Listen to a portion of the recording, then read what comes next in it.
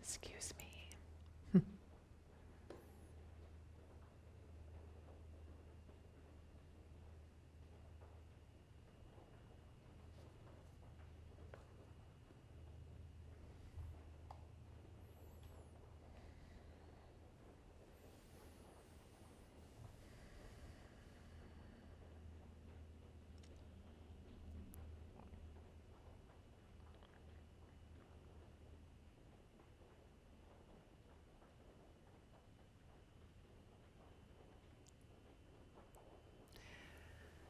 Friends, welcome to meditation tonight. I'm really glad you're here.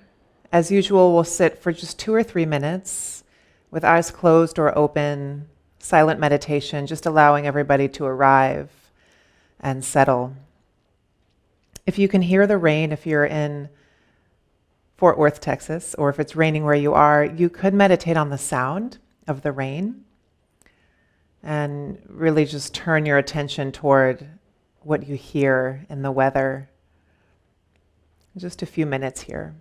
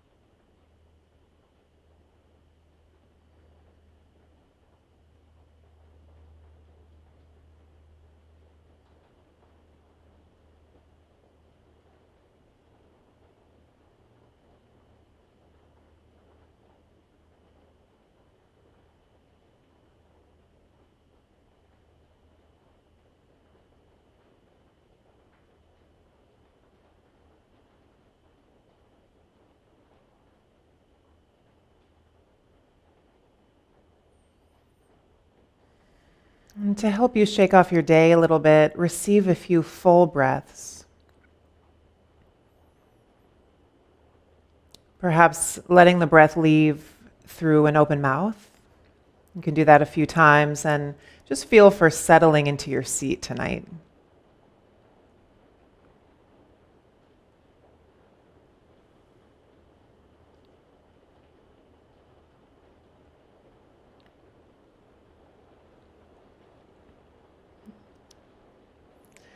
Okay, friends, let us officially begin. Again, welcome if you're just making it on. I'm so glad you made it to meditation class tonight. We'll go about 30 minutes total, so 6:30 to 7 o'clock Central Time.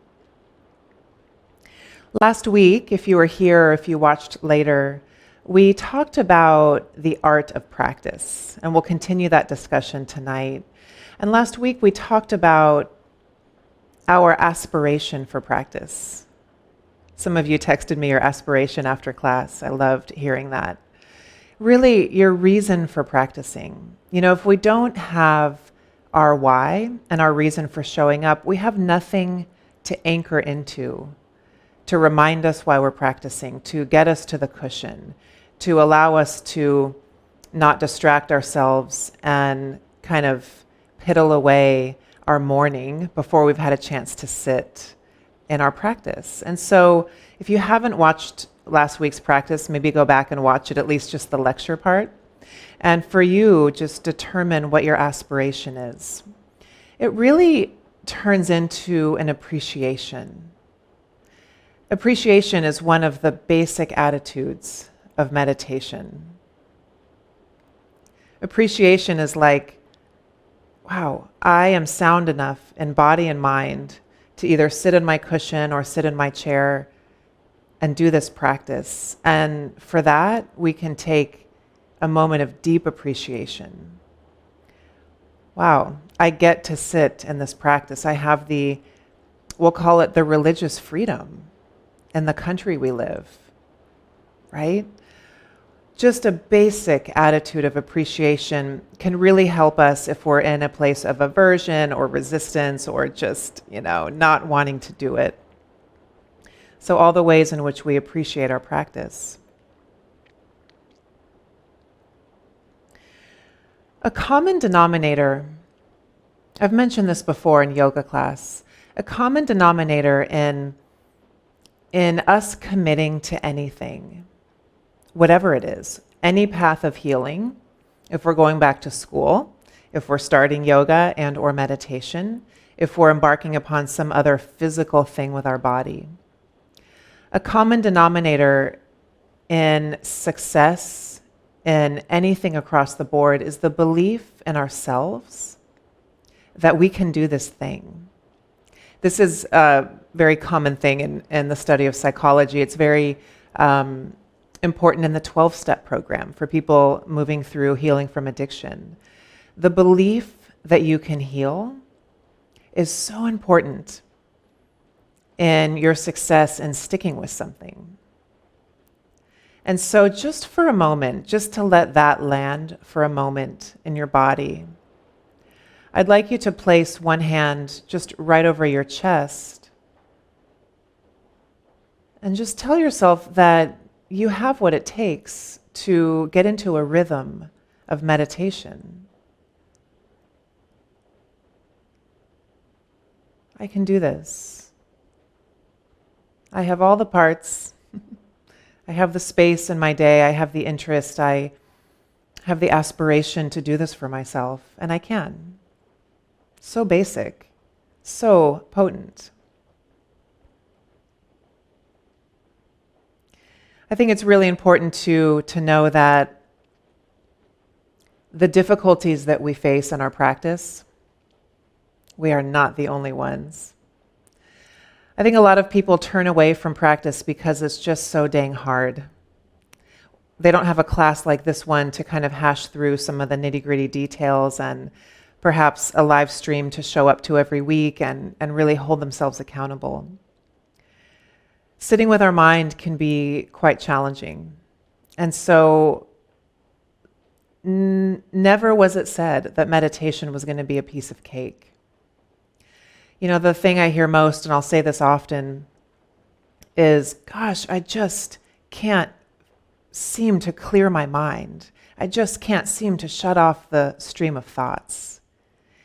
Great, right? We don't want to shut that off. We don't want to clear the mind. We want to learn through classes like this how to skillfully relate to our mind. We're not controlling the mind. We are not wrestling with the mind, although sometimes it feels like we are. We're not clearing the mind. We are skillfully coming into relationship with the mind. And that just feels so different, doesn't it? Like controlling the mind, wrestling with the mind, or skillfully coming into new relationship with the mind. I mean, which one sounds more accessible and more feasible, right? So knowing that you are not alone in your struggles, please, I am there with you too. And it's part of the journey. We know that mind controls everything we see. It holds and stores all of our memories, for better or worse. It holds all of our experiences. It's where we think. It's how we interpret. And so when we start to really understand the complexity, we see, it's going to be challenging to work with that. And that's why we're here. So a few of the things that come up when we talk about art of practice, some of the barriers, if you will. One big one is striving.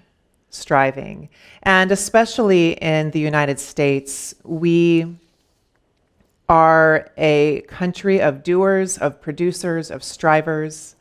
Instead of human being, maybe in the States we should be human doings, right?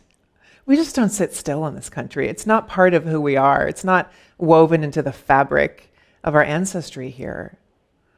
And so striving is trying to get something out of something, trying to get somewhere or achieve something.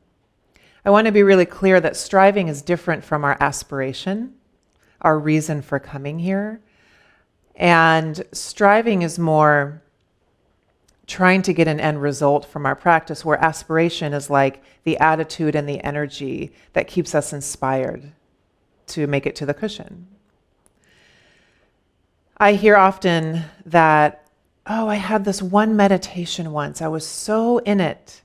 I was so present. I felt like I was floating. I was just in relationship with my mind in a way that I wasn't attaching to thought, and I could never get there again. So you've probably said something like that if you've been sitting for a while. I have for sure. I have a clear memory of these like amazing practices that really, I think, are flukes, believe it or not. Some might call it enlightenment. I think I call it an accident. I don't know.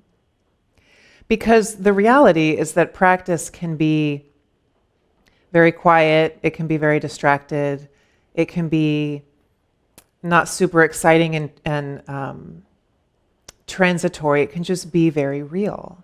And so if you're kind of holding on to a certain state you felt at one time in meditation, know that it's normal, but know that that was an experience that has passed and it's no longer relevant. And so we meditate with where we are today.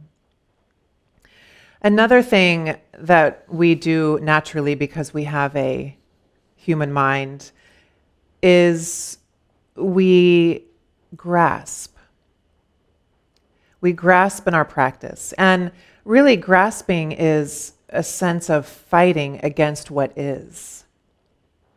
Grasping and striving go together, right? Because we're trying to get somewhere and we're trying to hold on really tight to something that's not real and not here. And it's a fight against the present moment. Grasping and striving can be a real fight against the present moment.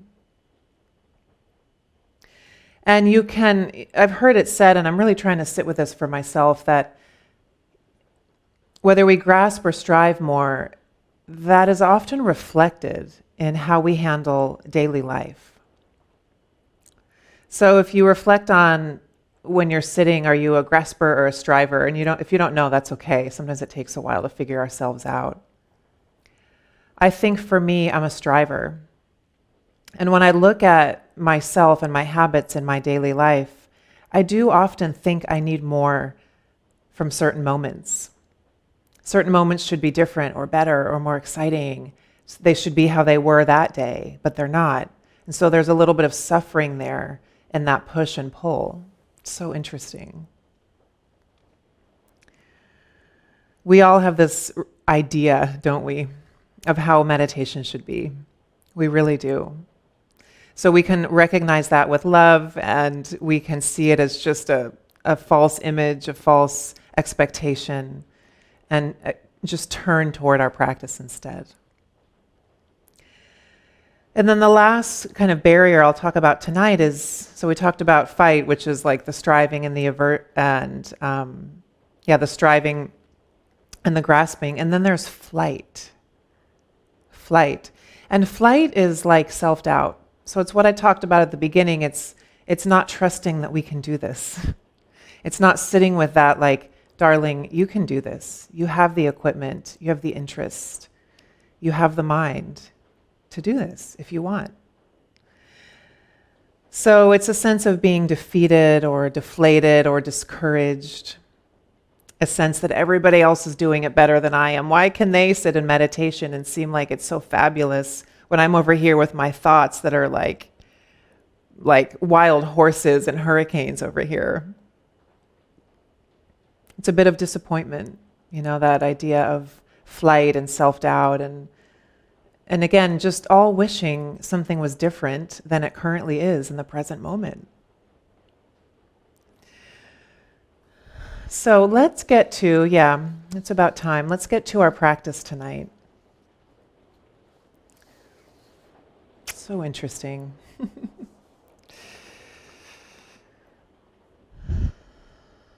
You can keep your eyes open just for this first minute or so. And I'd like you to just feel for arriving tonight. Arrive in your body. Arrive into your breath.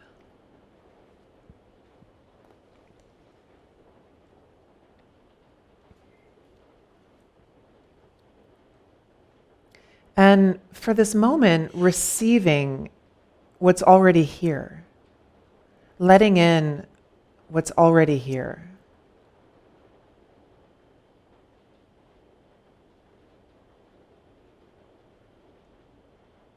The mind tricks us into thinking these moments are mundane, doesn't it? So good at that. But really, we are already here. We have arrived. There's no striving. There's no somewhere else to be or someplace better. We've arrived in this moment.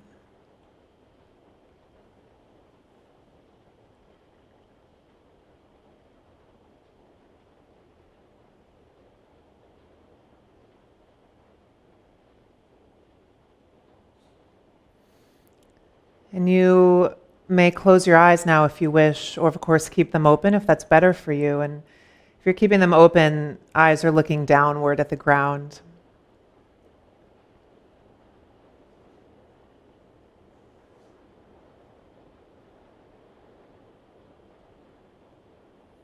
As we take our seat in meditation, it's a real dignified, intentional seat. So as we arrive in body tonight, feeling your seat on the cushion, your legs folded however they are, your spine tall, alert, yet at ease and relaxed.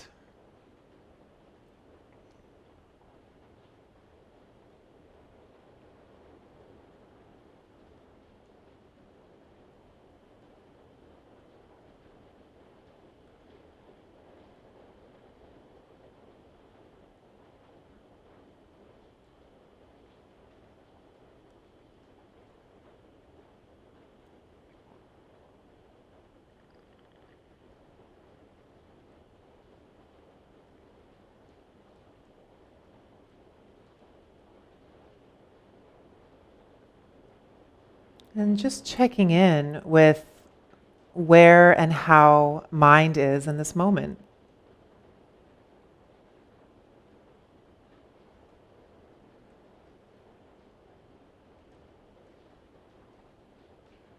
Is there a sense of settling, or is there a sense of rushing? Is there a sense of distraction or a sense of clarity? And can you name how mind is in this moment without either congratulating yourself or on the other side, without berating yourself?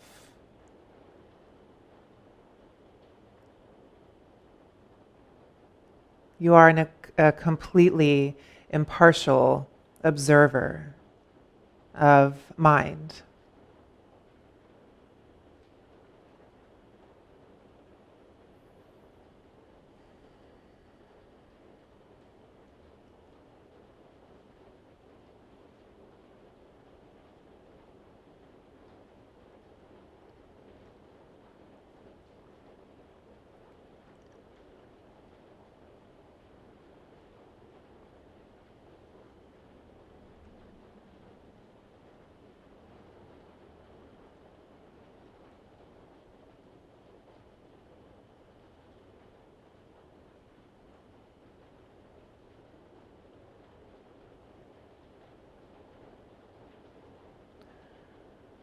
Begin to feel your breath in your body.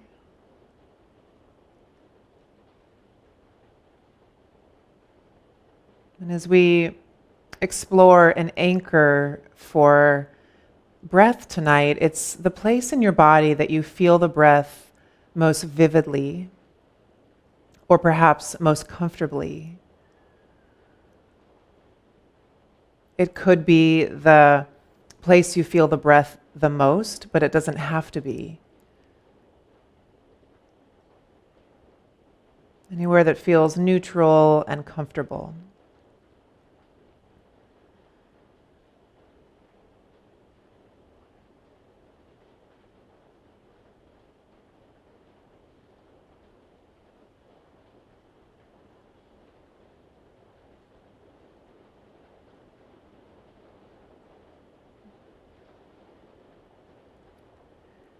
So that when you notice your mind floating off into a moment other than this one, you can turn back toward that anchor spot in your body and arrive back here.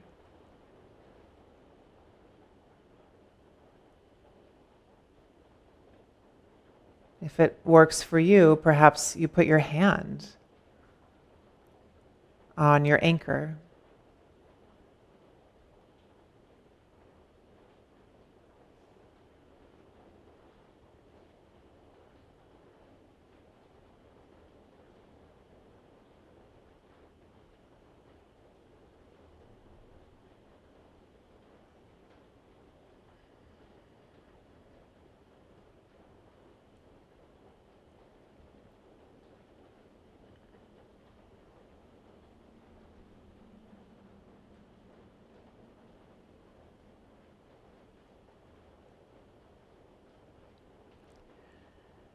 Using this anchor of breath and body is actually less about the breath and more about the physical location that the breath is felt.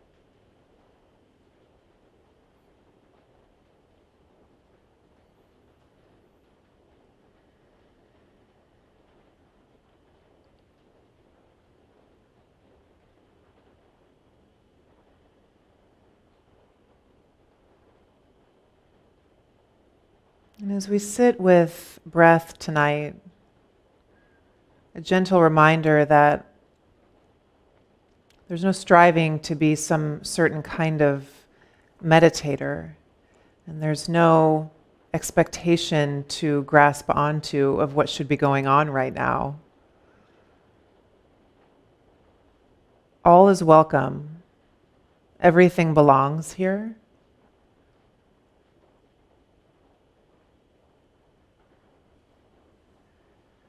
And you could, if you'd like, repeat after me silently. Right now, mind is like this.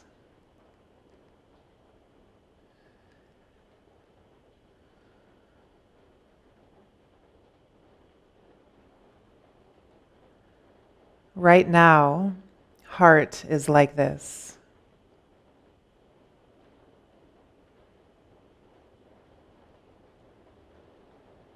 And right now, body is like this.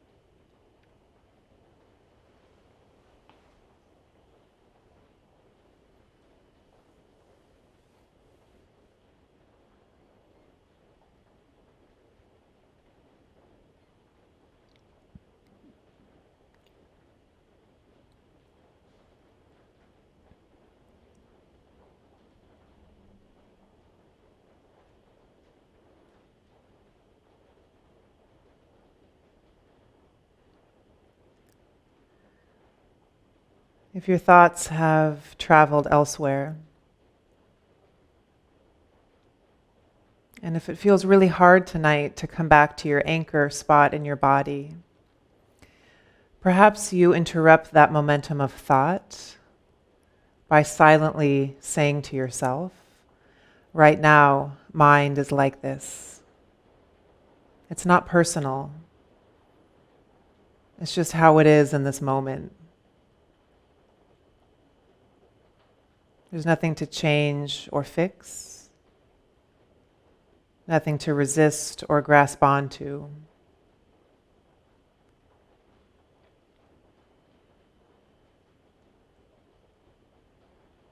Just appreciation and acceptance.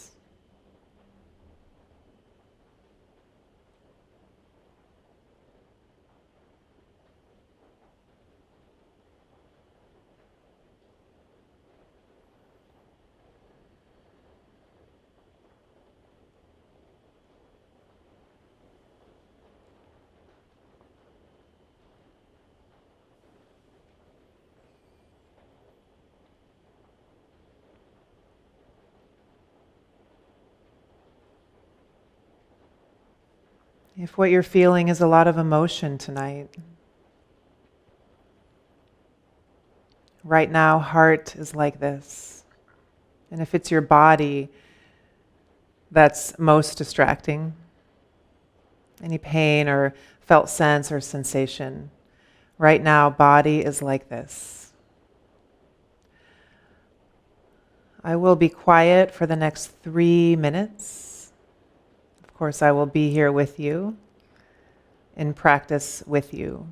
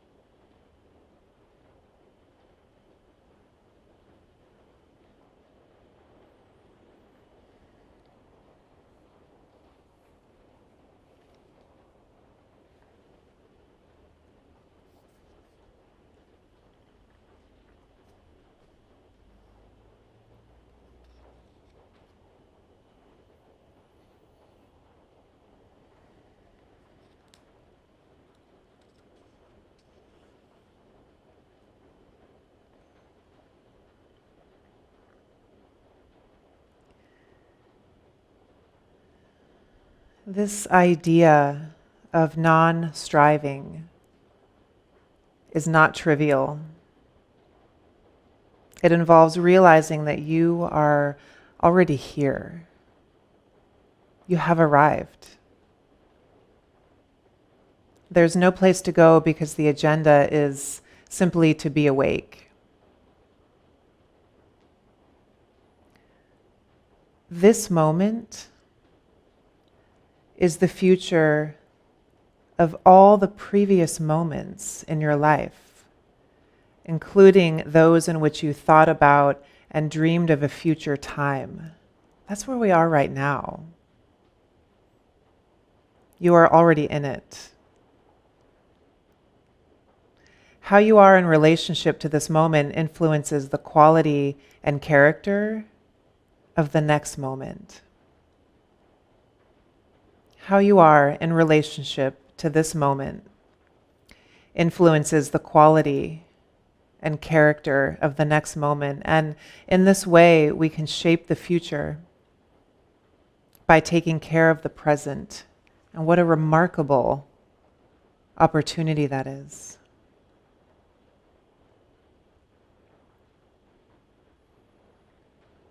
If your eyes are still closed, and if your eyes are open, tune into sound like we did at the beginning.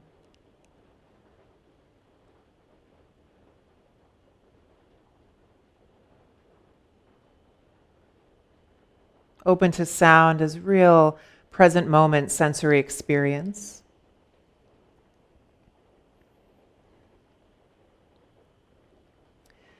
And if you haven't yet, do now please open your eyes and take a moment to look around the room. Notice what you see, perhaps even naming just neutral objects, table, book, light. Let's get a sense of where you are.